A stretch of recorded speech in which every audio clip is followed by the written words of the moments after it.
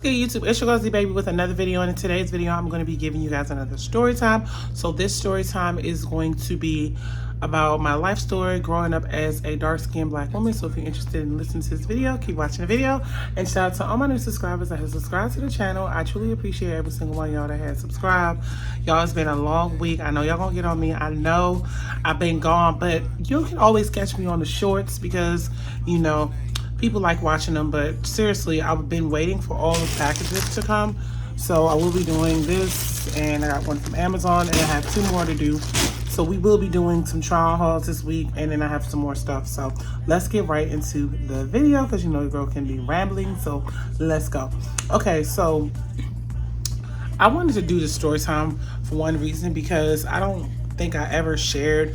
I think I shared one time Pretty Be a Dark Skin Girl, but I don't really think I shared my story on growing up in the USA, being a dark skin girl. And if anyone doesn't know, my dad is from Trinidad, my mom is from here, so you know, I'm Caribbean or whatever. So yes, so let me go ahead and get into the video. Even though I got a little country accent, that's from my grandfather. But anyway, so when I was probably about 7 years old is when I started to really, you know, feel different in classrooms, especially elementary school. I feel like elementary school was like really rough for me, because first I was at home, and then I ended up going to a public school, and I had dreads at the time. So me being a small child with dreads was really hard, because back then people did not honor dreads like they do now. Now everybody's embracing their natural hair, and like dreads are cool for women and men. But when I was growing up, they were shamed upon. Like when I had dreadlocks and I was a small child, people used to call my hair shit locks or whatever. And these were small kids that said that, or doo-doo plaits, you know. And I used to like feel like very outcasted from everybody, because everybody in my classroom was Spanish, was white, was black, or whatever, and they all had straight hair. So I used to really feel like, you know, I wasn't good enough or whatever, and I felt like, you know, I didn't belong. And then both of my parents had dreads, so they used to always tell me like, you know, like, you're beautiful, and you know, don't worry about them, they don't know what they're talking about, this is the best way to wear your hair. But it's just like, at the end of the day, when you're a small child and you're dealing with people, especially small other peers like yourself, and you're about 7 to 8 years old, it's just like you're not trying to hear that. And me, when I was a young girl, I used to really feel like I was not beautiful. I used to feel like everything was just wrong about me, you know. Like I was, and this is in elementary school, I was an early developer, so I did have my little knobs at 7, but I was just growing very fast. And I always remember boys following me. They still do to this day, but it's just like, that's what I remember my childhood.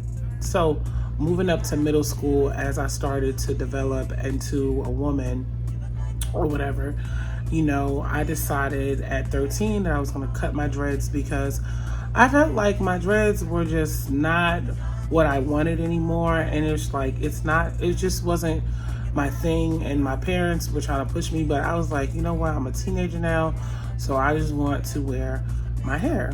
At the time, I used to always wear braids or whatever, and I have 4C hair or whatever. I do relax my hair here and there. I showed you my updates on my hair.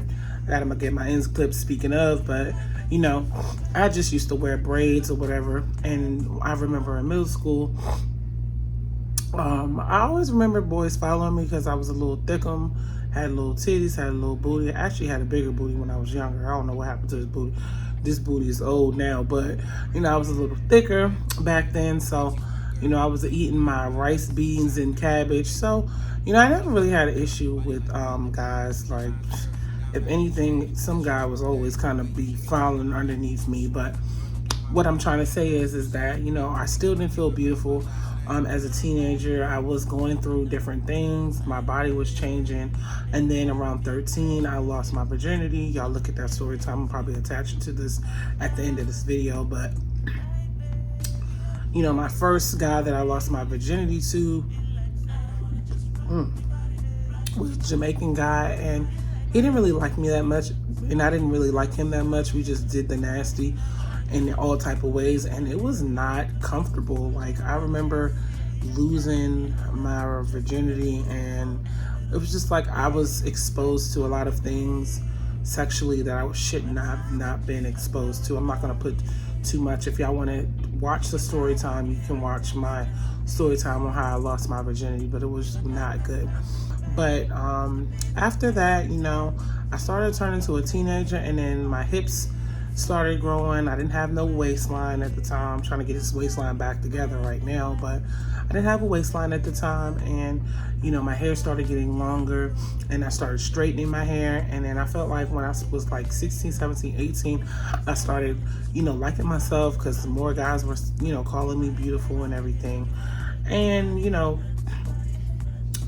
I tried to raise above the racism, because honestly, especially I feel like in the USA, if you're a dark-skinned girl, you're just not considered beautiful or whatever. Like, you're like second-hand beautiful. So if anybody gives you a compliment about being beautiful, you kind of have to like, oh, okay, and just be happy that someone called you beautiful. Because when I was growing up, like, light skin was in, and if you were a dark-skinned woman, it was like, okay, she's okay. Our only people that I used to look up to this day was what's her name? She's an actress, and she's dark skinned, and I used to love her. Is she's 50 now. Y'all know who I'm talking about. She's married to Dwayne Wade.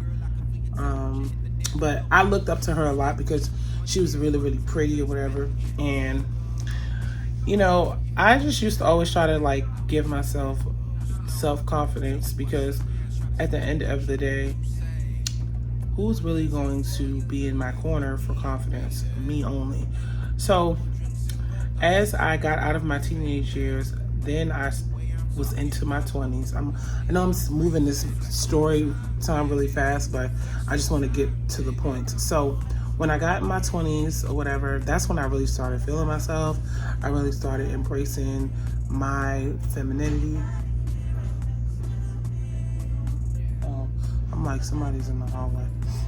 I started embracing my femininity. I started loving myself more. And at the end of the day, like, I just felt like, you know, this is who I am. I'm not going to change for nobody. People used to always tell me, younger, especially like other girls, that like you could get skin bleach products or whatever to like lighten your skin. And I'm like, I'm not doing all of that. Like, relax my hair, okay. And with that, I have to watch that. But bleaching, I don't think so. Like, I'm like, nah. I like how my skin is. So, you know, I dealt with that in my early 20s, and then towards my late 20s is, you know, was kind of tragic, because at the time I was dating somebody that was very abusive, and he always used to call me black ass, which I don't like, or blackie and black ass. If anyone decides to call me that in person, that is a personal ass whooping. I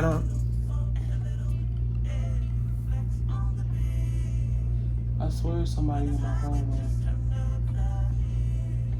That is a personal ass whooping, and if anyone decides to try to say that about me, I'm not holding back any type of nothing. It's either a curse out or an ass whooping. But at the end of the day, I was in an abusive relationship, so when he decided to get upset, he would call me blackie or black ass. And you know, I really don't respect some men, especially black men, because they just feel like they can call you whatever, and you're supposed to just bounce back from their negativity.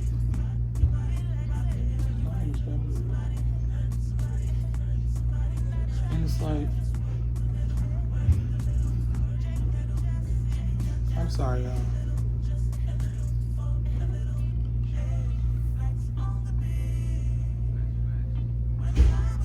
Like, they're doing too much in the hallway. Anyway, I don't like being disrespected. So, you know, I was in an abusive relationship at the time. If y'all want to see that story time, I'll attach all the story times at the end so y'all can watch it. But basically, what I'm trying to say is that I wasted 8 years with this dude thinking that he loved me. Whole time, this dude was colorist. Whole time, this dude never liked dark-skinned women. So Now when I date people, I have to know what their preference is. Like, if you do not like chocolate, that's good for you. You can get out of my face. But at the end of the day, you know, guys are tricky because they'll try to pretend to love all over you and then be colorist as heck. So, you know, in my 20s, that's really when I, you know, faced a lot of racism towards my color, even though another black person could be black. And I just thought it was funny because it feels like no matter how much makeup I put on, no matter how much weave I put in my hair, no matter how much I try to lose weight, be in shape, it always felt like, you know, I wasn't good enough, you know, to be a trophy. And I feel like in America, they're always trying to make this narrative that every woman that is gorgeous and beautiful is either mixed race or they are light skinned. And it's just like, there are other women out there that are gorgeous and beautiful or whatever. And there's no shade to mixed race or light skinned women because I have them in my family. One of my sisters is mixed with white. My niece is mixed with Spanish. I don't look at them because of their shade cup. I love them with love, but I feel like the standard of beauty is just all effed up. No matter if you try to change it or not, they always try to make sure that, you know, the darker you are, the worse you look. And I feel like it's not fair. And I just was like, okay, I will never, ever, I don't know, my throat is cracking. That's why I have this wine. I told myself I will never, ever, ever date anybody that is a colorist because I feel like colorist men, they have their preference. And then, like, if you're dark skinned and you're like exceptional beautiful, they'll sleep with you, give you the D, F your brains out, you know, try to give you gifts. But at the end of the day, they'll be looking at Beyonce or somebody saying, ooh, she bad, and they don't be giving you those compliments. Especially when I was with my ex, like, I never used to get like beautiful. I always used to be like, oh, you're gorgeous for a dark skinned girl, you're pretty for a dark skinned girl. I always get, oh, you're pretty for a dark skinned girl, never just beautiful. Why, when some men make comments, you have to say, oh, you're beautiful because this, and they always put a because. But if it was Beyonce or somebody, you're gonna say, oh, she's just beautiful. And I just used to hate that line. It's just like, now when I deal with guys, like, if I'm not your type, get the F away from me. Like, there is no in between. And I feel like, especially in this age, if you're a dark-skinned woman out there watching this video, don't feel ashamed or upset because of your color. Because one thing about, two things for sure, I love my color for 3 reasons. One reason is because it's taken me a long time to look old, so my melanin is keeping my age looking amazing, and I'm about to be 38 this year. Secondly, I don't know what nobody else say. I don't care what nobody else say, but at the end of the day, I know when I get it in, my little box down there is always wet and it's always doing what it needs to do. You know, they say the blacker the bear, the sweeter the juice. That's what I say. So I'll be like, okay, it is what it is. And then secondly, my skin is always looking smooth, and people give me hundreds of compliments asking me, what do I do? I drink water. I do what I gotta do. So at the end of the day, you know, I love my melanin, and there's nothing that nobody can, you know, try to say, oh, why you, no. I like the color that I'm in. So let's keep moving. So then I get into my 30s and I start going out to clubs and stuff, and I start loving Afrobeats, because Afrobeats is some fire music to me. I love Afrobeats I love me some Afrobeats. And then when I started going, especially in my early 30s, I started going to the African club. African men are so nice. They're so sweet. And they embrace my color, and they say, you're gorgeous, you're beautiful, can I get with you, can I talk to you, or whatever, I like you a lot. And it's something changed when I got into my 30s that I was dealing with African men, and it's and Caribbean men, it's a total difference. They always compliment me and tell me how beautiful I am. Ouch, y'all, my leg is hurting. Tell me how beautiful I am, how sexy I am, and, you know, like, throw their heart and their money out there, and just, it's the sweetest thing. So, you know, now that I'm in my 30s, well, now that I'm in my late 30s, but it's been a long ride. But what I'm trying to say is that I finally, you know, understood the assignment. Like, Me, I only go to people or speak to people that like my color. And it's a crazy to think that, like, when I was younger, I hated myself, I didn't like myself, I wanted skin bleach, I wanted to, you know, do all these things to alter myself to feel beautiful. But once I got into my 30s and all the guys was like, she's bad, she's fine, I want to be with her, I like her, I'll spend whatever to get with her, I was like, okay, I like this. So, you know, if you're dark skinned out there, just know that there's always going to be a guy that's going to be thinking that you are the best thing since sliced bread. I know it's kind of hard because, especially in the. I'm coming. 1 second.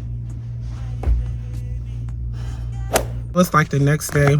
At the time, somebody was at the door and I had to answer it. But what I was trying to say is, in the USA, to me, it seems like people that were dark, they end up bleaching their skin. And it's like me, I'm just not doing that because I just don't want to go through that process. But what I was trying to say was, if you're dark skinned in the USA, always feel confident and beautiful in yourself. There's no reason to feel like, you know, you don't look good because you're dark skinned, because it's a lot of women out here that feel less than, that they're not the standard, so then they go bleach their skin to look light skin. And I've seen it all in the media, TV shows, everything. So, you know, like I was saying, growing up dark skin has been like a long journey for me. But, you know, now that I'm in my 30s, I love my skin that I'm in, and I wouldn't change it for the world, you know, because it's a privilege to get this color. So I hope you guys enjoyed this story time. I know I've been MIA for a minute, but I'm back and I got more videos to come. I gotta go to work, and I was like, dang, I gotta finish filming this at work. But I hope you guys enjoyed this video. Please like, comment, and subscribe. Don't forget to hit the notification button so you can get a video every time I upload, and I'll see you guys on my next video. Bye.